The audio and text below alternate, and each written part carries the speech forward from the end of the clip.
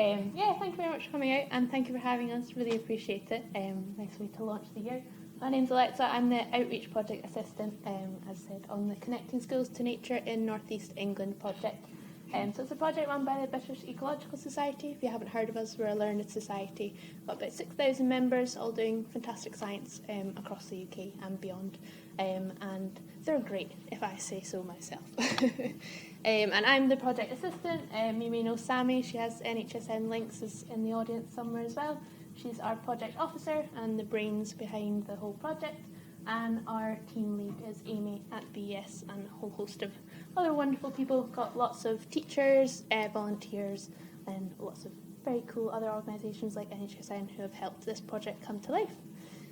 What is it? Connected Schools to Nature. So it started in 2021, which sounds very long ago now, and we are working to connect schools to nature across the North East. So we're working with 50 different schools, all the way down from Scarborough right up to Berwick upon Tweed and Scottish borders. And this is an infographic I made right at the start. I'm just kind of going to run through a couple of these. I just thought I'd take the opportunity to chat a bit about what we did, what we learned, and these are the main kind of strands of the project. So basically went out across these 50 schools. We did in-person activities and workshops, did lots of this digital side of it as well. We have a website called BS Encounters, which I'll get into a little bit more. Also did green transformations of schools. So this is about physically changing the grounds of the school to make sure they have more wildlife and they're more environmentally friendly. But generally, it's all about improving access and connection to nature, particularly of young children. So I'm probably preaching to the converted a bit, but why is that our main goal? This is a survey by Natural England from 2020, and it's kind of quite important stats, I think, just to set the tone for the context of the project. It's also in our project proposal as our main kind of motivation for why we want to connect schools to nature, specifically in the North East. But I think it was 82% of children reported that they wanted to protect the environment. This was something they wanted to prioritise, and 83% said it improved their happiness and well-being when they spent time outdoors, but 81% of children in the survey spent less time outdoors in 2020 overall, and this disproportionately affects lower-income households. And in the North East specifically, a very sad picture on the right. This was where children spent the least time outdoors out of anywhere else in the country, so this is why specifically targeting the North East as well. So how do we do it? This was, we split our project across 2022 into 3 main modules. So we had Mammals on the left, Invertebrates in the middle over summer, and then just this winter we finished up our last module on birds. If I can give you lovely infographics from one of our artists. So we give a little overview of what we did, but we basically split the whole project into these little month segments, each focusing on a different taxa. So module 1, if you can want to remember, back to January 2022 was still Omicron and COVID and things. So it was a bit of a virtual engagement side of the project. We did lots of virtual assemblies, we ran talks and things online, and our digital platform, which I'll get into a bit more, did quite a lot of the leverage of the work in this first module. Basically introducing pupils what is a mammal, getting them to learn a bit more about the wildlife around them, and specifically focusing on northeast nature as well. So mammals are quite elusive, so we're quite using a lot of equipment. And each module we'd give schools some different equipment, all natural history based, so they got litter pickers, footprint tunnels, and their favourite, each school got a camera trap, which they're very excited about, kind of bring the mammals into the classroom, and they loved getting all the different photos and videos of those ones.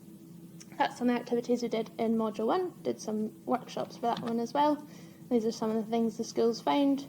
They loved the litter picking, they're all out being little litter heroes, which is very cool. And that's some of them with their camera trap up the top. And just encouraging them to spot some wildlife. Module 2, this was in summer, this was all about invertebrates. We've got little workshops as well, so we kind of thread this into the green transformation side of it, and we got them to think about how they could create an insect-friendly school. They could make lots of log piles, or they could bring in insect hotels, make their own pots and things, or they could plant marigolds as well, was one of our ones. that was a bit more practical, and I think a lot of them liked it just because it was sunny, so they all love insects now, which is very good. They're also quite mucky and yucky, and that gets a lot of reaction as well. Ultra cute photos of some of the stuff they got up to at the schools. So these are all across Newcastle, and that's a Rootcote one right up on the left. And our last module, which we've just finished up, was all about birds. So equipment for this one, we gave all the schools different bird feeding stations, bird boxes, binoculars, all got ID guides as well, so they're all getting right stuck into being young northeast naturalists, to pinch the phrase. And yeah, got to do a lot of crafty things as well, so making bird feeders, actually making sure that they were creating positive changes in their local grounds to make sure they could see more wildlife as well. That's some of the stuff, and some very cute models that they made in January, complete with blue eggs, so extra points for getting that right. Little robins there. And yeah, one of the kind of connections for each of these, so each module we try to thread in some citizen science. We have the Big Garden Watch, which is coming up on the 27th to 29th, I think, if you want to do that yourself from the RSPB. And then also for the Invertebrates, we got all the bug hunt data that the different schools did. We get them to submit that to NHSN as well, and all sorts of different things. We also worked with Mammal Web for the Mammals module, you may have heard of as well. It's a big citizen science scheme, because submit your observations of mammals that you find around the place.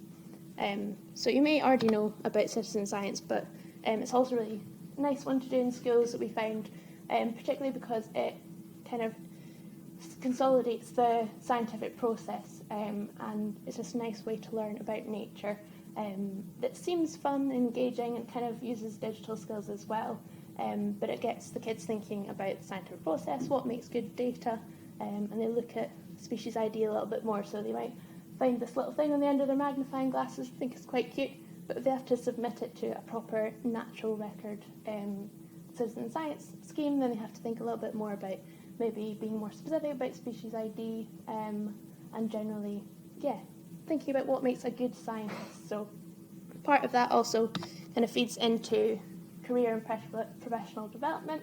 So when they're doing all these science schemes, picking up data about all the wildlife they found in their schools, they're essentially role-playing what it is to be a scientist. And it's really nice research from New STEM that we use to kind of justify why we're doing that bit for citizen science as well. And this is some of the research we used. So this was from, I think, 300 pupils across Northeast schools. They were asked, what do you want to be when you grow up? And these were some of the most popular answers. And a lot of them kind of fell into a couple of categories. YouTuber, football, hair and beauty were very common ones. And there's quite narrow career aspirations. So these are 8 to 10-year-olds. These are sort of answers they give. And when you split that by gender as well, you can have a little look there. Almost 20% of boys were saying footballer and 13% for, I'm not actually sure what a streamer is, I might have to look that up, YouTuber as well. And there are some sciencey things in here that come up for the boys, but when you have a look over to the girls, a little bit different. So you've got teacher there at 13%, vet at 12%, and then a couple that's kind of moving over that way. But you can see, even at those ages, they're starting to kind of sort themselves into career paths and potentially discard other career aspirations that they may look towards. So they're quite narrow. Top 20 jobs counted for 75% of everything that was given, and they're very gendered. So you can see that boys gave a broader range of STEM aspirations than girls did, so 28 different roles versus 17 that the girls responded with. So quite something we wanted to kind of tackle in terms of careers and making sure science was an option, particularly wildlife science and ecology. So that citizen science element I mentioned earlier was just a way of kind of incorporating and introducing pupils to what a career in science might look like, what it might involve, and doing that at a really young age, because a lot of careers kind of teaching only comes in at high school, and some of the research that New STEM have found is that actually it can be as young as 3 to 5 that pupils are starting to think about careers and put themselves into certain roles. So the younger they can try out different careers and put on different hats, so to speak, the more choices they have, because actually as they move through into teenagehood, they're already kind of saying, oh, that's not for me, or starting to kind of process of elimination, as it says. So yeah, the younger we can introduce them to the sciences, even if they don't want to choose it, if they just want to incorporate it into life in another way, the better. And one of the ways we did this as well, we created this one of the resources from our volunteers. We have a team of, I think, over 70 now volunteers from across the Northeast. And these are a couple of them that made these new STEM cards. So kind of picked out different things. They've all done amazing things. They come from all walks of life. We've got postgrads, retirees, we've got people who work full-time in ecology, people that do completely different careers but maybe enjoy the natural world. They all volunteer with us. They come into schools and they create wonderful resources like this. So this is a new STEM one. Each person gives a little STEM person of the week about their career or what they do, and it gives 3 qualities that the pupils can think about. So they take away their little card and they think about when have they been a good communicator or passionate or committed, and it starts to get them thinking about why that might make them good in that role. So if they feel they're imaginative or self-motivated, maybe they could also follow the path of these. All of our volunteers as well are from the Northeast, so this is Bee, who works, I think, pollination around Newcastle, and she did this lovely virtual assembly. We've got a whole host of these up on our website, and it's really nice. We found that having these role models from their local community was really important, and they could kind of see what they might do in the future and have someone that is specifically from their area. So yeah, these are some of the other cool things. I just wanted to give them a shout out because they're very cool. These are all the different kind of, we've got workshops, a lovely like ecological detective assembly at the top there, some worksheets as well. So these have all been contributed by our volunteers, and we've all put them on our online platform. So schools can access them anytime. And this is where it is. It will hopefully be rolled out very soon. If anyone does want to have a nosy, you can get in touch. It's called BES Encounters, and it's basically this big centralised hub that all our schools, volunteers, teachers and everything can log on. They can tell us what they've done, they can share photos, and they can have a look for different tasks and activities if they want to be inspired. They're not really sure what they want to do next. So there's all sorts of different things on there. That's what it looks like. So as I say, got activities. They can earn points for each activity they did. So if they did a bug hunt, they can log it, take a photo, they'll get points. It's kind of this big gamified learning. So if you do Duolingo or anything like that, it's that way of kind of keeping that engagement up, particularly as staff. So we can only come in every so often in person into the schools, but this platform is there all the time. Even if the teachers don't use it, the pupils can log in their own time. Apparently quite a lot of them have gone home and they do that as homework or just have fun for lunch, which is nice as well. So get prizes and awards and little badges. That's what it looks like. Oh, it's a video. So got lots of resources on there for teachers as well, because the more our kind of approach is that the more we can train teachers, the more of a cascading effect we can have. So if one teacher is really inspired, they'll take that class, but obviously they'll have that subsequent class the next year. They might share it with their colleagues. It has a much bigger knock-on effect. So our teacher training was a big part of it, and they can access all these resources on the platform as well. And gamified learning, like I said, so every time that a pupil does a nature activity, they can collect a little fact file that were made by our interns, and they're all lovely northeast nature. So we've got our eider duck in the middle there, and they can collect these. They get different levels like beginner, improver and expert and things, so it's just that extra little incentive to keep them engaged throughout the year. And this, so part of it, we wanted to make sure we were actually improving connection and knowledge of nature. We evaluated pupil knowledge throughout the project, so each module they had some questionnaires to fill out about how connected to nature they felt, and also their knowledge of nature. So we've yet to collate all this data, but this is some research from Project Officer Sammy. She does her PhD beforehand. It's very similar. So it was a mammal workshop she did. So before that, she gave all the pupils that were taking part a survey. This is the before survey, so there's 400 pupils, and they were asked to name as many as they could, to name mammals that live in the UK. And these were the answers. So this is a word cloud. The biggest one is the most response. So you get dog up there, which is good, but you also get lion. So we've got 104 for lion. bird, which is not a mammal, and wolf. So we've got some interesting responses. There are some correct ones in there, but a mix of things that are also maybe not UK, maybe not also alive right now. And my favourite, because I love a bit of Scottish representation, is the haggis. There's a wee haggis in there somewhere. So that's the before. They then did a workshop with mammals and learned a little bit more about local wildlife. They did some camera trapping as well. And this is the after. So you can see there's a much bigger spread. And they've still got dog and cat, but they're correct there. But the average number of wild UK mammals increased from 3 to 6, which is really lovely, just from that short intervention. And you can see some of the percentage increases in responses like hedgehog, badger, otter as well. So a bigger mix and diversity and more actual mammals, and mammals also lived in the UK, which is nice because we did really want to push this focus on local nature, not just the exotic stuff that they maybe have access through just through TV and things like that. So we're just compiling data for the rest of that, but hopefully see some more improvements in knowledge of nature. And one of the other things I was saying, the kind of focus on local nature. So as local as you can get, we wanted to make sure their school grounds were also wildlife friendly. So we've got quite a mix of schools. Some were really rural up in Northumberland, but we also had some completely urban schools that are very concreted over. Obviously, opportunities for access to nature are a little bit different between those kinds of schools.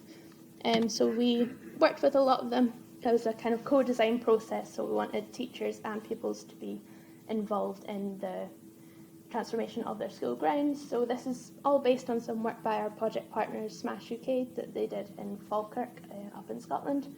And these are some of the ideas we gave them, some kind of natural areas, garden spaces, also have social areas as well, just to make sure that their school grounds could be not just for pupils, but also for wildlife. So kind of watching areas, silent areas, all have different kind of purposes, and also equipment that we gave them as well that could improve their grounds for wildlife. So we asked all the pupils and teachers to reimagine their ideal green school. They all submitted their designs, and we shared these in a big digital gallery so all the schools could go in and take inspiration from each other. This was the winning design from all of the entries, from Catholic Primary in Durham, and I like the zip line. I think that's very cool. But they did have lots of nature areas, for example. They got wildflowers, had hydropower was a very popular one, which I was very impressed with. So they came up with all sorts of really cool ideas. That was the first stage, and this is what the digital exhibition looks like. So you can still have a look through if you want to see what they all submitted. And then from there, we offered each school about up to £400 in funding so they could choose what specific idea they wanted to actually implement. So we're just in the process of doing all the purchasing and sending all that out. But yeah, we've had lots of cool ideas. Some schools have asked for like mud suits and waterproofs. A lot of the time it's as simple as that. It's just the barrier to getting outside is having good kit. And others are putting in insect hotels, wildflower meadows, all sorts of really nice things are going on, which hopefully bring wildlife to schools for many years to come, which is good fun. And yeah, making sure that it does involve the pupils at every stage.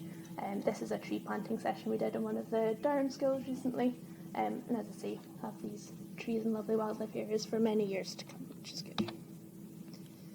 And yeah, so kind of combination through of all of this is how we are hoping that beyond the life of the project, teachers and pupils will continue to connect with nature and hopefully enjoy ecology, potentially pursue it as a career as well. These are some of the quotes from our ecologists and some of our teachers as well.